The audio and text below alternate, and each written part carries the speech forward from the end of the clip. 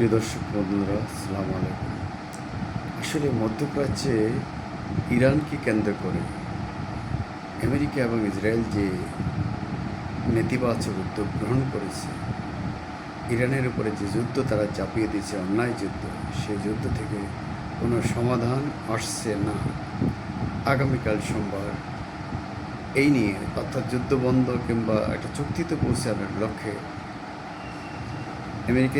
আমেরিকার সাথে ইরানের একটা চুক্তিতে পৌঁছার লক্ষ্যে আলোচনা হওয়ার, দ্বিতীয় দফা আলোচনা হওয়ার একটা সম্ভাবনা দেখা দিয়েছিল, কিন্তু আমেরিকার চাপাচাপিতে সে আলোচনা নাকচ করে দিয়েছে।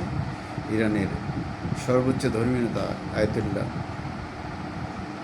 মোস্তফা খোমেনি বলেছেন যে আমেরিকা এবং ইসরায়েলকে একটা নতুন এবং বাজে অভিজ্ঞতা তারা উপহার দেবেন।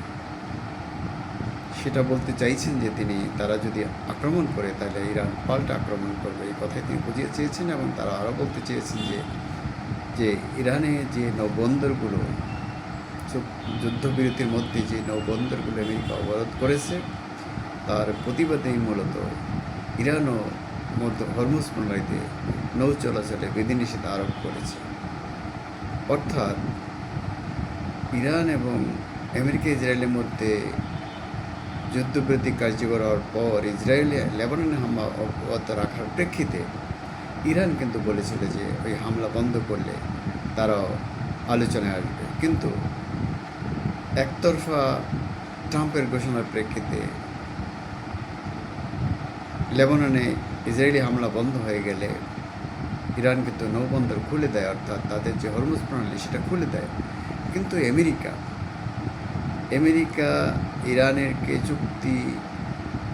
একটি চুক্তিতে পৌঁছাতে বাধ্য করার জন্য সে ইরানের বন্দরগুলিতে নৌ অবরোধ অব্যাহত রাখে।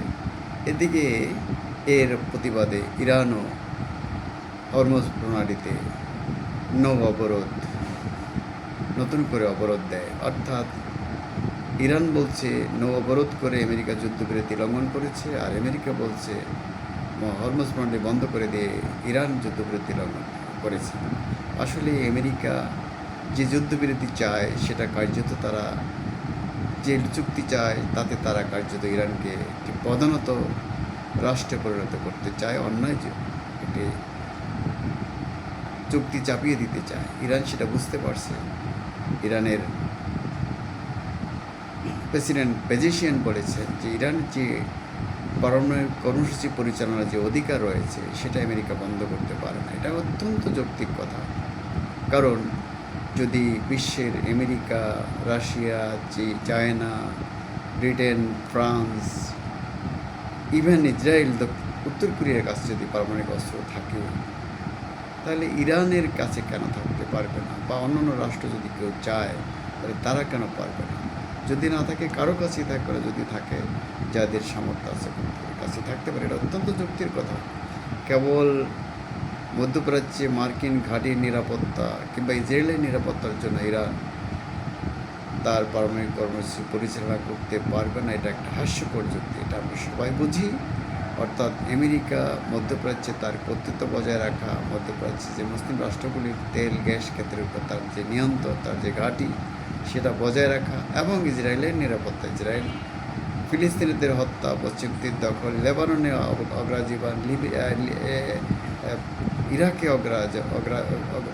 অভিযান চালানো এবং সিরিয়া অভিযান চালানো ইত্যাদি, যখন যা ইচ্ছা তাকে ইচ্ছা তার উপর হামলা চালানো, এবং নতুন করে এখন পাকিস্তান কিংবা তুরস্ক যে কোনো রাষ্ট্রে সে হামলা চালানোর পরিকল্পনা করছে বলে একটা খবর বেরিয়েছে। অর্থাৎ যে রাষ্ট্রগুলি সেখানে ইসরায়েলের প্রতিরোধী হয়ে উঠবে, ইসরায়েলের অন্যায়ের প্রতিবাদ করবে, তাদের উপর ইসরায়েলে হামলা করতে পারবে, এই ধরনের ইচ্ছা আছে আমেরিকার। এই যুদ্ধে আমেরিকাকে টেনে আনা, অর্থাৎ নেতানিয়াহুকে টেনে আনা, ইসরায়েলের প্রধানমন্ত্রী নেতানিয়াহুর একটা বিশাল সাফল্য। কারণ যুদ্ধ না থাকলে নেতানিয়াহু থাকে না, তার দেশে বিক্ষোভ চলছে, তার বিরুদ্ধে বিক্ষোভ চলছে, তার পতন চাচ্ছে। অন্যদিকে আমেরিকা তো ট্রাম্পের বিরুদ্ধে মিছিল চলছে, বিক্ষোভ চলছে। কারণ এই যে অন্যায় যুদ্ধে একটি স্বাধীন সার্বভৌম রাষ্ট্রের উপরে চাপিয়ে দেওয়া হলো, রাষ্ট্রের উপর হামলা হলো, শিশুদের হত্যা করা হলো, এখনও হুমকি দেওয়া হচ্ছে তার সভ্যতা ধ্বংস করে দেওয়া, তার যে তেল গ্যাস ক্ষেত্র স্থাপনা ধ্বংস করে দেওয়া, তার বেসামরিক স্থাপনা ধ্বংস করে দেওয়া, ট্রাম্প একটা দেশের প্রেসিডেন্ট বারবার এসব কথা বলছেন। তিনি মাদুরিকে ধরে নিয়ে তার স্ত্রী সহ বিচার করছেন। এর আগে নরিয়াকে আমেরিকা ধরে নিয়ে গিয়েছিল। এই আমেরিকার বহু রাষ্ট্রে অন্যায়ভাবে যুদ্ধ, মিথ্যা কথা বলে যুদ্ধ চাপিয়ে দেওয়ার অতীত রেকর্ড আছে, যেটা খুবই অন্যায় এবং খুবই খারাপ, যেটা জাতিসংঘ বলছে। এবং ইউরোপে তার বন্ধুরা যারা আছে, অস্ট্রেলিয়া, জাপান সহ পশ্চিমে, তারাও কিন্তু এই যুদ্ধে আমেরিকার পাশে দাঁড়ায়নি, কারণ তারা বলছে পরিষ্কারভাবে এই যুদ্ধ অন্যায় এবং তারা ইসরায়েলের কর্মকাণ্ডকে অন্যায় বলছে। তো এইগুলোর থেকে আমেরিকাকে বেরিয়ে আসতে হবে। সারা বিশ্বের নিন্দা, ঘৃণা, মুসলিম সম্প্রদায়ের নিন্দা, ঘৃণা, এগুলো যেভাবে যে হারে নেতানিয়াহু এবং ট্রাম্প কুড়াচ্ছেন, আসলে এগুলি করে তারা কতদিন চালিয়ে যাবেন আমরা জানি না। তবে আমরা চাই যে যুদ্ধ বন্ধ হোক, প্রণালী খুলে দেওয়া হোক, সারা বিশ্বে তেল, গ্যাস, সারের সহ বিভিন্ন যে সংকট চলছে সেটা থেকে বাংলাদেশ সহ গোটা বিশ্ব বেরিয়ে আসতে পারুক। আমেরিকা ইসরায়েলের এই অন্যায়, অত্যাচার, জুলুম, নির্যাতন, যুদ্ধ চাপিয়ে দেওয়ার সংস্কৃতি থেকে তাদেরও বেরিয়ে আসতে হবে এবং ইরানকেও কিছু যুক্তির দাবি তার মানতে হবে। আমেরিকার অন্যায় চুক্তি সে মানবে না, করবে না, এটা সত্য।